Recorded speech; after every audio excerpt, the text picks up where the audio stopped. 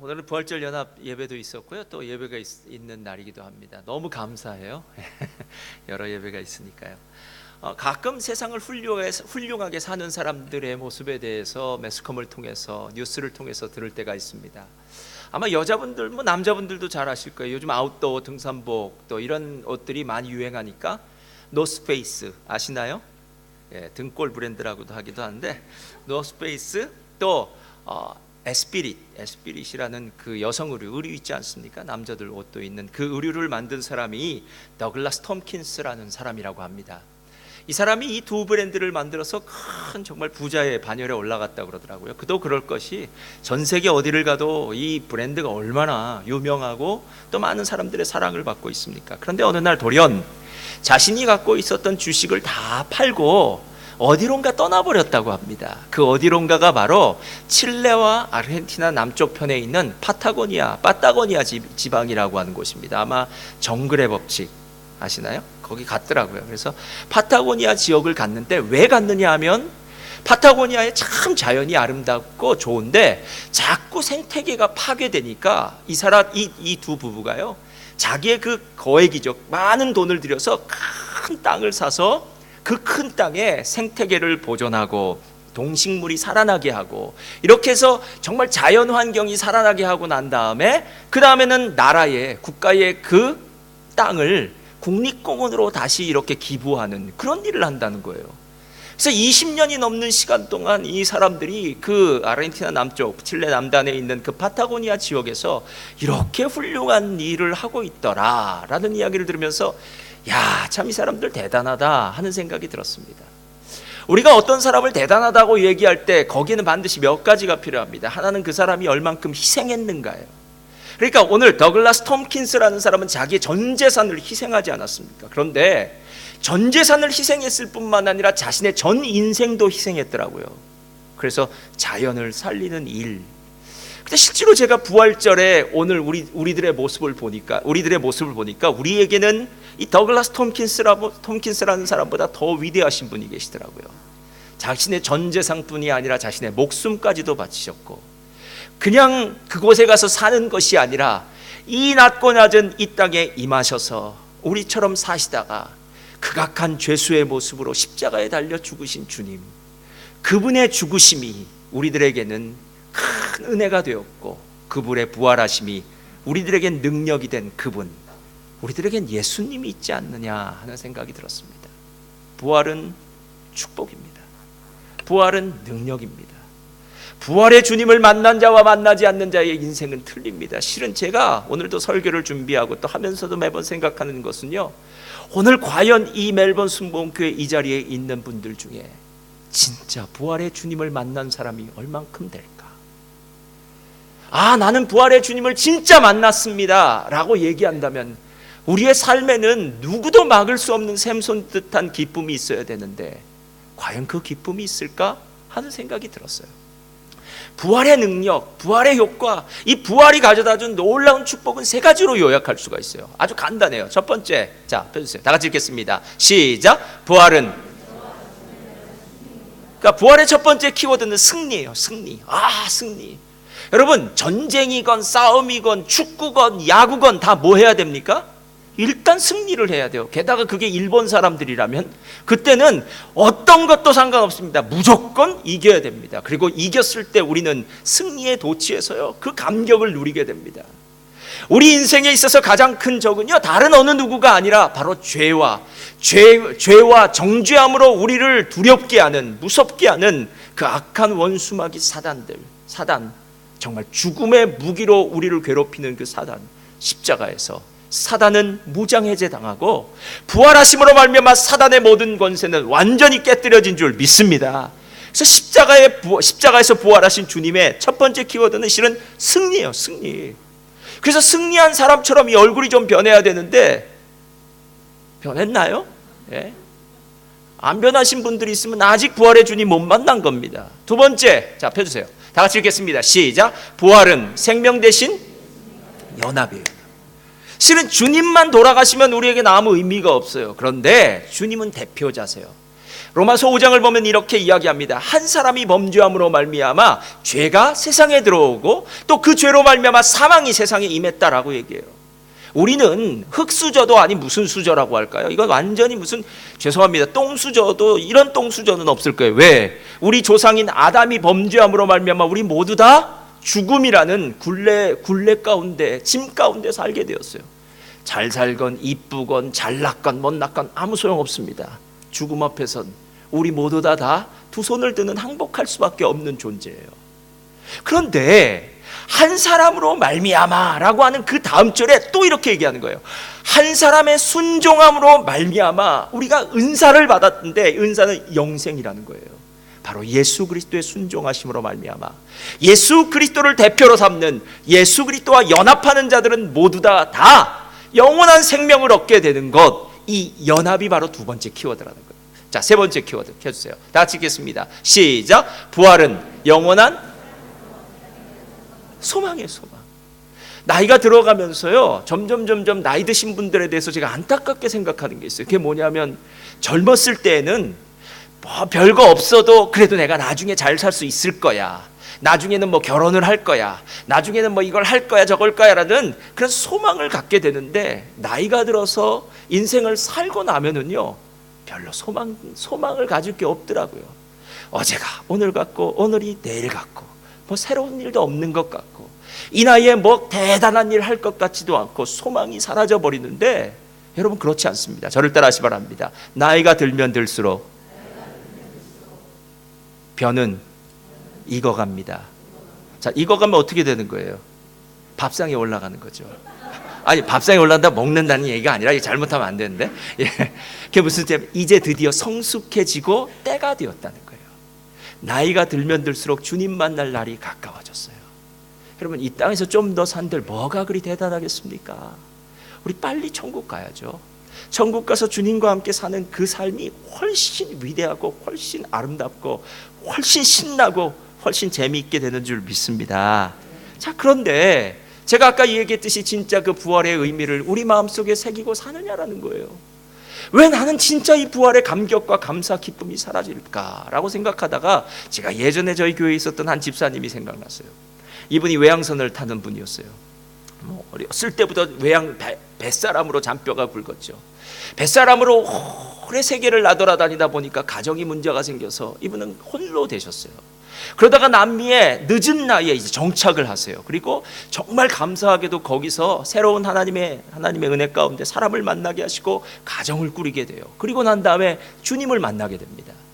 여러분, 실제로 한 50이 지나서 이제 인생에 많은 질고를 겪고 난 다음에 주님을 만나니까요, 예수 만난 게 얼마나 감사하고 기쁜지, 내가 어떻게 주님을 위해서 좀 살 수 있을까 고민하다가, 그분 집이 교회에서 한 1시간 이상 떨어진 곳에 있었는데, 이분이 이런 생각을 했어요. 목사님, 다른 날은 모르겠는데 제가 주일날은 교회에 갈 텐데 수요일날 우리 집에서 좀 예배를 드렸으면 좋겠습니다. 그러면 우리 마을 근처에 한 10가정 정도 사니까 이 사람들 와서 우리 집에서 예배 드렸으면 좋겠다고 해서 이분 집에서 예배를 드렸어요. 뭐 당시는 지금으로부터 한참 되었으니까요, 집값이 상당히 쌌습니다. 그리고 난 다음에 그분이 거기서 나와서 교회 근처로 이사 오면서 그 집을 하나님께 또 헌물로 드리더라고요. 그러니까 얼마나 하나님 앞에 헌신하고 사셨는지 몰라요.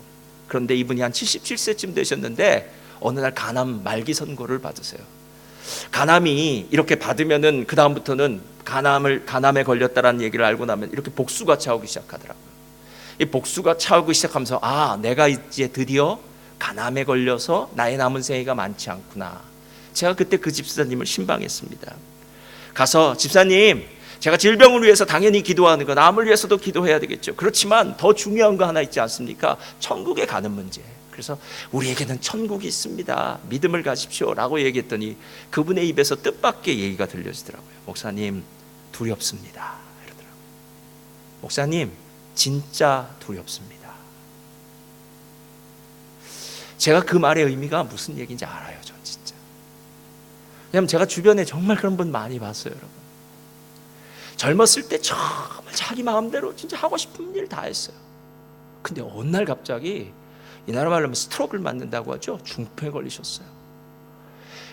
제가 그 집에 찾아가서 신방 예배를 드리면요, 처음부터 끝까지 울어요. 그러니까 자기의 신세가 처량하니까 울기도 하지만 내 삶에 지금 이런 중풍을 걸렸으니까요, 이게 정상적으로 못 다는 거죠. 그러니까 이 두려움이 임한 거예요. 두려움이요. 죽음의 그늘에 대한 두려움. 그럼 다른 얘기를 못해요. 울기 시작해요. 근데 지금 그분이 그렇게 신앙이 좋다고 얘기하던 분이 그 죽음의 그늘이 확 들이우자, 제가 그날 그 순간에 있었던 그 방은 예수님은 없더라고요. 생명은 없더라고요. 천국은 없더라고요. 사망의 권세가 지배하는 방이 되더라고요. 제가 그 집사님한테 이렇게 얘기했습니다. 집사님, 우리가 믿는 예수님은 십자가에 죽으시고 부활하신 예수님이요, 집사님 힘들고 어려울 때 우리가 붙들 수 있는 건 예수님밖에 없습니다. 우리는 죽는 것이 아니라 천국에 가는 것입니다. 할렐루야. 우리 죽는 게 아니에요, 여러분. 예. 우리는 죽음을 이기신 예수님과 함께 있게, 이제 죽음의 문제는 우리에게 없는 거예요. 우리는 죽는 게 아니라 우리의 영혼이 육체를 떠나서 천국에 가는 것. 집사님, 두려워하지 마십시오. 두려워하지 마십시오. 천국에 못 가는 것이 두려운 것이지, 천국에 가는 것은 감사하고 기쁘고 행복한 일 아닙니까? 일주일 동안 집사님, 예수님만 묵상하세요. 예수님만 묵상하세요. 그랬어요. 그리고 난 다음에 일주일 후에 그 집에 갔더니 그 집사님 진짜 얼굴이 환하게 변하셨더라고요.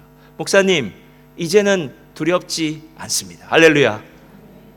여러분, 제가 진짜 어렵고 힘든 그 순간의 자리겠죠? 그 순간의 자리. 그러니까 죽음이라는 우리의 힘으로는 어찌할 수 없는 그 자리에 가면, 그렇게 나를 사랑한다고 하는 내 남편, 내 아내 별로 없겠지만, 예, 나와 함께 살았던 정말 그 사람도 그 자리에서는 필요 없더라는 거예요. 내가 입에 있는 것까지도 다 빼어주고 내 생애, 내 목숨보다도 더 아꼈던 자식도 그 자리엔 필요 없더라고요, 여러분. 내가 그토록 수고하고 노력해서 열심히 벌어놨던 그 돈도 죽음의 자리에서는 휴지 조각이에요, 여러분. 그게 두려운 거예요. 세상에 있는 어느 것으로도 죽음의 두려움을 깨칠 수가 없는데 어떻게 해야 되느냐는 거예요. 어떻게. 그때 바로 부활하신 주님, 부활의 능력이 우리들과 함께 있는 줄 믿습니다. 자, 저를 따라하시기 바랍니다. 우리 모두는 부활의 수혜자입니다. 부활의 수혜자예요. 부활의 수혜자. 그래서 오늘 제목이 뭐죠? 제목 한 번만 다시 띄워주세요. 자, 다 같이 한번 제목 한 번만 다시 띄워주시고요. 다 같이 읽겠습니다. 시작. 부활의 수혜자인가 증인인가. 자, 우린 부활의 수혜자예요. 그래서 우리는 더 이상 두려워하지 않습니다. 여러분, 주님 앞에 가실 때 정말 웃는 얼굴로 가시기를 예수님의 이름으로 축원드립니다. 주님 부르시는데 너무 안 가려고 그러지 마시고 일찍 가셔야 돼요. 우리 모두가 그래야 됩니다. 실은 천국이잖아요, 여러분. 예, 천국이잖아요. 그런데 중요한 것은 왜 내 안에 이 부활의 수혜자라는 놀라운 축복이 있음에도 불구하고 아직도 내 안에 기쁨이 없는가, 그 이유를 제가 실은 사도행전 공부하다가 알았어요. 사도행전 20장 28절 오늘 말씀입니다. 다 같이 한번 읽어볼까요? 사도행전 20장 28절 28장 20절 시작. 이러함으로 너희를 보고 함께 이야기하려고 청하였으니 이스라엘의 소망으로 말미암아 내가. 자, 잠깐 펴주시고요. 지금 사도 바울이 꿈에도 그리던 로마에 도착합니다. 로마는 사도 바울에게는 로망이에요. 그러니까 내 사역의 마지막 종지부를 로마에서 찍고 싶은 거예요. 로마는 로마 제국의 수도이기도 했지만 모든 길이 다 로마로 통한다고 하는 정치, 경제, 사회, 문화 모든 것의 중심지예요. 게다가 로마에는 로마 제국을 다스리는 로마 황제 가이사가 있는 곳이에요. 나는 가이사 앞에 가서 내가 지금 믿고 있는 예수 그리스도 이 부활의 주님을 선포하리라. 그의 마음은, 그의 스케일은 이 정도 컸었어요. 그래서 드디어 로마에 도착하고 난 다음에 그 로마에 있는 유대인들 장로들을 불러서 이렇게 얘기하는 거예요. 내가 너희를 보고 함께 이야기하려고 청하였으니 지금 내가 왜 어떻게 이 자리에 오게 됐는지를 함께 이야기하고 싶다라고 얘기하면서 아주 중요한 부분을 이야기해요. 내가 이스라엘의 소망으로 말미암아. 이스라엘의 소망. 여러분, 이스라엘 소망이 뭔지 아십니까? 이스라엘 소망이, 이스라엘 사람들, 유대인들이 지금도 소망하는 게 있어요. 그건 뭐냐면 메시아, 우리를 구원하실 메시아예요. 사도 바울도 실은 이스라엘의 소망, 그 소망 하나로 갖고 살았어요. 메시아가 올 거야. 메시아가 오면은 로마의 압제로부터 우리를 건져내고 정치, 경제, 사회, 문화 이 모든 세상에 있는 억압을, 이 노예 상태의 사슬을 끊어내고 우리는 드디어 새로운 나라, 다윗 왕국이 재건되고 하나님의 축복받는 백성이 될 거야. 이런 생각을 했었어요.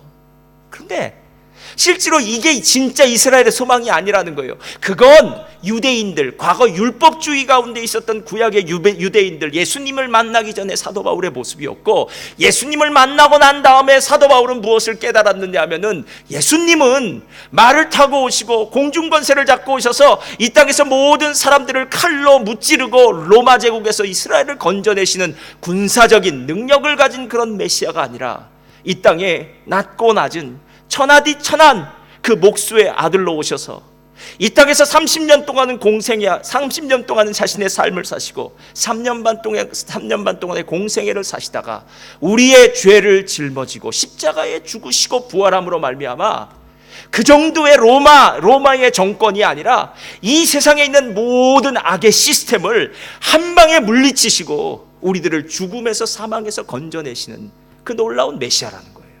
이게 바로 소망이라는 거예요. 이 얘기하고 싶다는 거예요. 그러니까 부활이죠. 그리고 난 다음에 사도행전에 소망이라고 나온 얘기들을 찾아보니까 똑같더라는 거예요. 사도행전 23장 6절을 보면은 이스라엘의 유대인의 공회에 잡혔을 때 사도 바울이 이렇게 얘기합니다. 내가 죽은 자의 소망 곧 부활로 인해서 지금 신문을 받는다라고요. 죽은 자의 소망 곧 부활로 인해서. 벨릭스 앞에 갔을 때 그는 이렇게 얘기합니다. 나는 하나님에 대한 소망 곧 악인과 의인의 부활 때문에 이 자리에 서 있다. 그리고 아그리빠 왕 앞에서도 똑같이 이야기합니다. 이스라엘의 12지파가 밤낮 받들어 섬김으로 바라는 그 소망, 부활의 예수 그리스도에 대한 소망으로 살고 있다라는 거예요. 그런데 오늘 말씀을 다시 한번 펴주세요. 28장 20절. 이스라엘의 소망으로 사는 건 맞는데 그 다음의 단어가 제 마음에 와 닿았어요. 내가 이 쇠사슬에 매인 바 되었으니. 여러분, 우리가 복음의 수혜자, 부활의 수혜자로는 참 감사하게 살아요. 근데 진짜 복음의 증인으로 살고 있나요? 부활의 짐을 짊어지고 살고 있나요? 나만 잘 먹고 잘 사는 건 말고요. 정말로 이 부활의 기쁜 소식을 우리는 증거하며 살고 있나요? 아니면 좀 편하게 살고 싶은가요? 여러분, 신앙생활 제일 편하게 하는 방법은 너무나 간단합니다. 교회 늦게 오고 일찍 가면 돼요. 그렇죠? 늦게 오고 일찍 가면 돼요. 예, 저 뒷분들이 제일 위험한 분들이에요, 실은. 그래서 뒷분 뒷자리에 앉지 말고 무조건 앞자리에 앉아야 돼요. 예, 왜냐면 나갈 때라도 좀 천천히 나가시면 돼요. 교회는 어디든 연루되지 않으면 돼요. 연루되면 될수록 힘들어요, 여러분. 제가 솔직하게 말씀드리는 거예요. 예, 연루되면 힘들어요. 일하려고 하면 힘들어요. 예, 그리고 자꾸 일하면은 직분을 맡겨요. 그래 더 힘들어져요. 그러니까 안 해야 돼요. 예. 어느 분이 어느 날 저한테 와서 이러더라고요. 목사님, 저 기도시키면 교회 나갑니다 그러더라고요. 그래서 제가 세상에 그 말을 들었는데 어떻게 시킵니까? 예.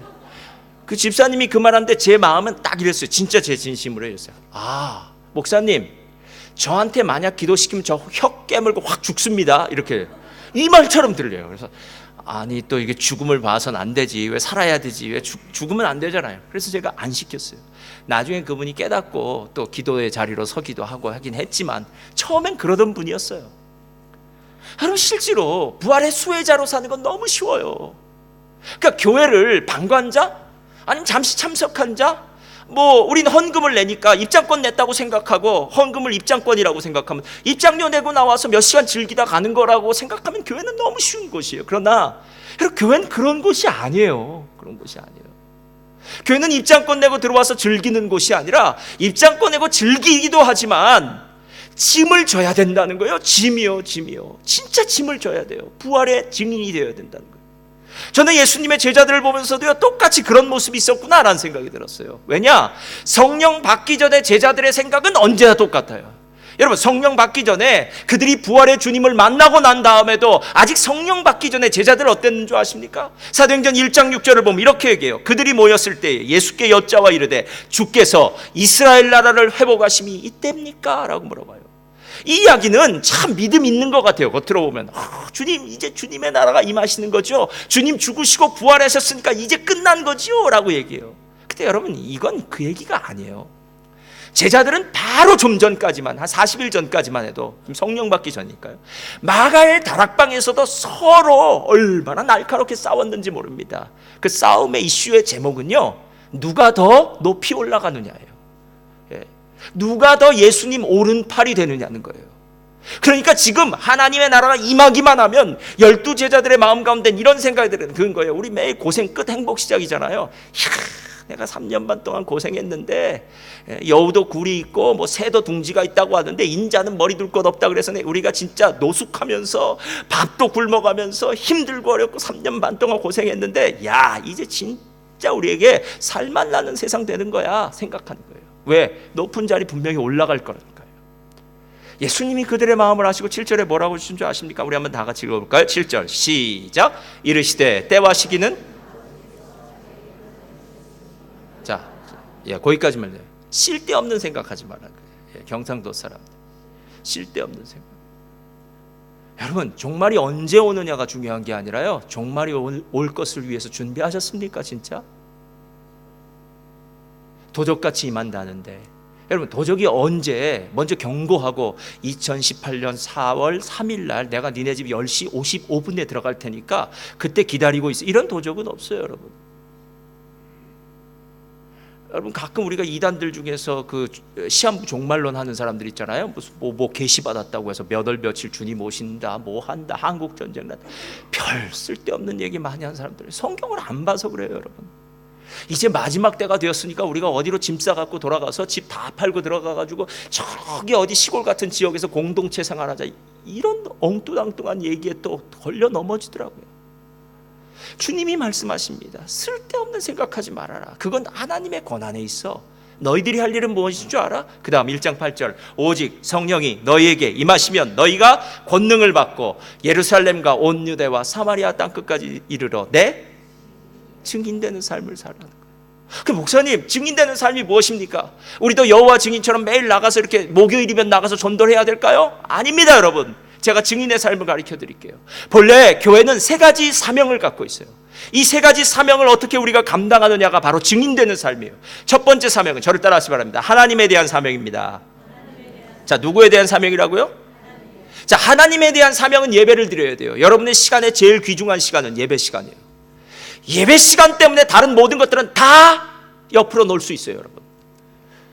여러분 이 이야기는 진짜 중요한 얘기예요. 예배 시간은 다른 억만금을 주고도 바꿀 수 없는 시간이에요. 여러분 예배 시간이 세상의 일 때문에 침범당하기 시작하면 그 다음에 큰일 납니다. 하나님을 섬기는 것이 우리의 제일 사명이에요. 두 번째, 공동체 안에 사명이 있어요. 이건 양육받는 거라 그러더라고요. 양육, 그러니까 훈련받으라는 거예요. 세상의 군대도 가면 논산이나 저기 백일보에서 16주 훈련을 하는데 어찌된 일인지 교회에 오면은 훈련받자 그러면 목사님 꼭 그런 거 해야 됩니까? 그냥 주일날 나와서 예배 드리면 되는 거 아닙니까? 아닙니다. 여러분 어떻게 신앙인이 훈련받지 않고 서로 섞이지 않고 서로 간에 단련되고 이렇게 연마되지 않고 어떻게 하나님의 아름다운 그릇이 될 수 있겠습니까? 그런 일 없습니다. 여러분 세 번째는 세상을 향한 섬김이에요. 이건 전도예요. 전도. 그래서 전도할 땐 우리가 두 가지로 전도를 해요. 하나는 입술로 전도해야 돼요. 그러니까 여러분이 친한 친구들 만났을 때 예수님에 대해서 꼭 얘기해야 된다는 거예요. 두 번째, 여러분의 삶으로 전도를 해야 돼요. 삶. 너희의 착한 행실을 보고 저들 이방인들이 하나님께 영광을 돌리게 해라. 제가 당신이 참 선하게 어떻게 이렇게 하실 수 있을까? 역시 그렇군요. 교회 다니는 분이셨군요. 예수 믿는 분이셨군요. 이런 소리를 들어야 돼요. 근데 여러분 정말 우리가 증인의 삶을 살고 있습니까? 제가 오늘 새벽에도 그 이야기를 했었는데요. 제가 전도 폭발의 은혜를 받고 저희 밑에 있는 전도사님과 함께, 그때는 저도 전도사였어요. 둘이 우리가 이거 여호와 증인만 전도하러 나가는 것이 아니라 우린 예수의 증인으로 전도를 가자. 그래서 각 한인 가게들을 찾아다니면서 주인들한테 막 전도하기 시작했어요. 그랬더니 어느 집에 가게 가니까 너무 반갑게 맞이하면서 차도 내주더라고요. 주님의 은혜다 생각했더니 여호와 증인이더라고요. 왜 그런가 봤더니 여호와 증인이 하도 전도를 하면서 박대받은 그 기억이 있으니까 우리 같은 사람을 또 잘해주더라고요. 근데 말은 별로 쓸데없더라고요. 여호와 증인하고 얘기해봤자 소용이 없어요. 그래서 커피만 마시고 나왔어요. 근데 어느 집을 들어갔더니 어떤 분이 이렇게 얘기하는 거예요. 아니 요즘 교회에서 이런 것도 합니까? 이러더라고요. 요즘 교회에서 이런 것도 합니까? 그러더라고요. 그러니까 교역자들이 나오니까 요즘 교회에서 이런 것도 합니까? 그때 제가 우리가 참 예수 믿으면서 전도 안 하는구나. 예수 믿으면서 예수님을 안 전하는구나. 예. 우린 직장에서도요 꼭 이순신 장군처럼 살아요. 내 죽음을 아무에게도 알리지 말아라. 우리도 그렇죠. 내가 그리스도인임을 누구에게도 알리지 말아라. 그래서 10년쯤 지났는데 어느 날 밥 먹다가 그것도 깜빡했어요. 왜냐하면 본래는 기도 안 했는데 그날따라 또 교회에서 하던 시기에서 딱 하더니 옆에 사람이 그러는 거예요. 아니 예수 믿는 사람이었어? 이렇게 묻는 거예요. 야, 이게 진짜 그리스도인인가요? 진짜? 예? 그렇게 살면 편하죠. 예, 이순신 장군처럼 살면요. 예. 근데 내 죽음을 알리고 나면, 내가 그리스도임을 알리고 나면은요, 와, 사람들 중에 득달같이 몰려들어서 어떻게라도 우리 왕따시키고 또 어떻게라도 우리를 통해서 뭔가 얻어가려고 하고. 야, 예수 믿는 사람 잘 참는다며? 예수님 믿는 사람 뭐 손해봐도 뭐 웃어야 된다며? 예수 믿는 사람들은 뭐 이거 안 한다며? 저거 안 한다며? 이렇게 놀려대는 이 놀림을 다 받아야 돼서요, 어떨 때는 차라리 예수 안 믿는다고 하는 게 훨씬 나아요. 저 같은 경우는 목사라고 얘기하는 순간 그 다음부터 고난이 시작돼요. 모를 때는 그렇게 잘해주고 잘 얘기하던 분이 목사다 그러면 그 다음부터는 경계하기 시작해요. 저 인간이 무슨 얘기를 할까 막 이렇게. 그러면 제가 오늘 부활을 얘기하면서 다시 한번 이야기할게요. 정말 부활의 수혜자로 살고 있습니까? 아니면 부활의 증인으로 살고 있습니까? 제가 한국교회가 약해진 이유가 무엇일까라고 생각하니까요, 거긴 대답은 하나밖에 없어요. 우리는 모두 부활의 수혜자로만 살고 싶어요. 그냥 나 혼자 구원받았으면 좋겠어요. 우리 집 편안했으면 좋겠어요. 우리 자녀들 공부 잘하고 좋은 직장, 좋은 데 결혼하고 행복하게 살았으면 좋겠어요. 우리 자녀들 뿐만 아니라 손자 손녀 재미있게 보면서 내 인생 마치고 싶은 것. 여러분, 그게 진짜 꿈입니까? 그렇다면 여러분 나중에 허무한 인생 맞습니다. 여러분 자녀들 여러분의 것 아닙니다. 예. 어느 날 갑자기 사라져버릴 수도 있고요. 예. 무슨 일이 벌어질지도 몰라요. 제가 이걸 생각하다가 아이들 보니까 이런 애들, 아이들이요, 특히 청소년 아니라도 청소년 비슷한 또래 아이들을 보면요, 엄마가 이렇게 얘기할 때가 있어요. 야, 방 좀 치워라 하고 소리를 내요. 데시벨이 상당히 높아요. 자, 아이들이 들을까요, 안 들을까요? 듣지요. 듣지요. 왜 안 듣습니까? 말은 듣지요. 네, 말은 들어요. 말은 들어요. 세상에 뭐 귀머거리가 아닌데 안 듣어요. 듣지요. 근데 조건 반사가 시작돼요. 알았어요, 이렇게 얘기해요. 근데 움직이진 않아요. 또 물어봐요. 너 방 쳤지? 예, 그래요. 근데 손은 움직이지 않아요. 마치 개한테 파발로브의 그 실험한 거 있잖아요. 뭐만 주면은 침 흘리고 하듯이 알았어요, 네, 예, 뭘 하다 나중에 막 하죠. 그래요. 조건 반사. 이 데시벨을 높여도 소용없어요. 근데 신기한 것은 아이스크림 먹을래? 하고 조금만 낮춰도 데시벨이 상당히 낮은데도 벌써 몸은 나와 있어요. 야, 좀 신기해요. 뭐 소리 지를 필요도 없어요. 아, 그럼 알아요. 이건 청소가 아니니까. 예. 그러니까 말보다 몸이 반응을 하는 거예요. 야, 치사하죠? 예. 야, 좀 치사한 인간들. 그런 자식 의지하고 산다는 거, 야, 여러분 빨리 애저녁에 마음 고쳐 잡으시고, 예. 옆에 있는 남편이나 아내 의지하시기를 예수님의 이름으로 축원드립니다. 네. 디모데후서 4장을 보니까 바울이 이렇게 얘기합니다. 다 같이 한번 읽겠습니다. 시작. 나는 선한 싸움을 싸우고 나의 달려갈 길을 마치고 믿음을 지켰으니 이제 후로는 나를 위하여 의의 면류관이 예비되었으므로 주 곧 의로우신 재판장이 그날에 내게 주실 것이라. 뿐만이 아니라 주의 나타나심을. 그럼 부활의 수혜자가 축복받는 게 아니라 사도 바울처럼 부활의 증인으로 산 사람이 복받는 거예요.